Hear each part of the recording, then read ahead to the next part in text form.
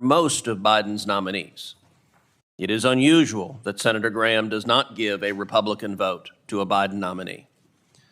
But there's a small subset of these nominees that are so beyond the pale that they have no prayer of getting a Republican nominee. And frankly, if my Democrat colleagues valued the responsibility of the Senate's advise and consent, my Democrat colleagues would tell the White House these nominees are unacceptable. This first nominee, Charnel Beckelgren, is so amazingly unqualified, she may well have the title for the least qualified nominee I've seen in 11 years serving on this committee. When Senator Kennedy asked her what Article 5 of the Constitution was, she had no idea. Tell me what Article 5 of the Constitution does. Article 5 is not coming to mind at the moment. Okay. When Senator Kennedy asked her what Article 2 of the Constitution was, she said, I don't know. How about Article 2? Neither is Article 2. Mind you, Article 2 is the provision of the Constitution that creates the president and the executive branch of the government. Any first-year law student that didn't know what Article 2 of the Constitution was would flunk con law. This is not some obscure question about some Latin phrase no one should know. This is literally the basic architecture of our Constitution. By the way, Joe Biden has nominated her to be an Article 3 judge. Article 3 is right after Article 2. It creates the federal judiciary. I assume she doesn't know what that is either. I would note that the chairman, in defending her, suggested, well, gosh, there may be some members of our committee that don't know what Article 2 is. I feel confident that's not true, but if there is on either side of the aisle, you should stand up and resign the committee right now. To give you a sense of how unqualified this nominee is, she listed in her judiciary questionnaire her top 10 litigated cases. And I just want you to pause and read this for a second. Her top 10, she did a driver's license revocation. She did a second driver's license revocation. She did an unemployment benefits appeal. She did another unemployment benefits case. She did another unemployment benefit case.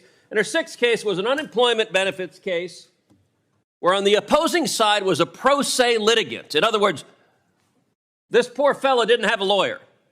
And you know what? The pro se litigant beat her. She lost to a pro se litigant.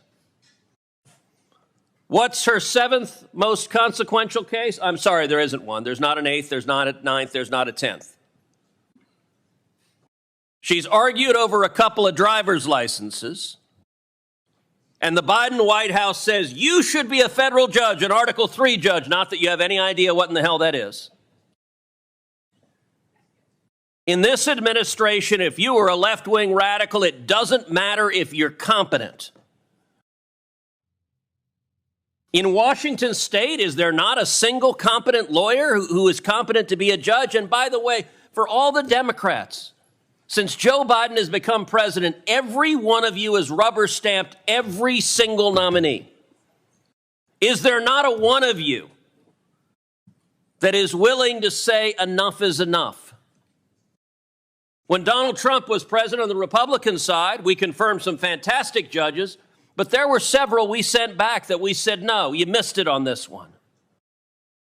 There's not even one Democrat willing to say enough is enough. And by the way, sadly, the standard for nominees now seems to be licensed attorneys in Washington. Have you ever handled a criminal case? You ever tried a jury trial? Have you ever stepped foot in federal court? Well, then please contact Senate Democrats, because you too can be a federal judge. I genuinely don't understand why Senate Democrats on this committee don't have enough respect for the constitutional role of the Senate to exercise some check and balance on the White House. I don't think they'll make you hand in your card-carrying Democrat cards to say, gosh darn it, we ought to have a judge who knows what the heck he's doing. John Kennedy has left bloody carcasses in this hearing from Trump nominees who didn't have sufficient experience to do the job.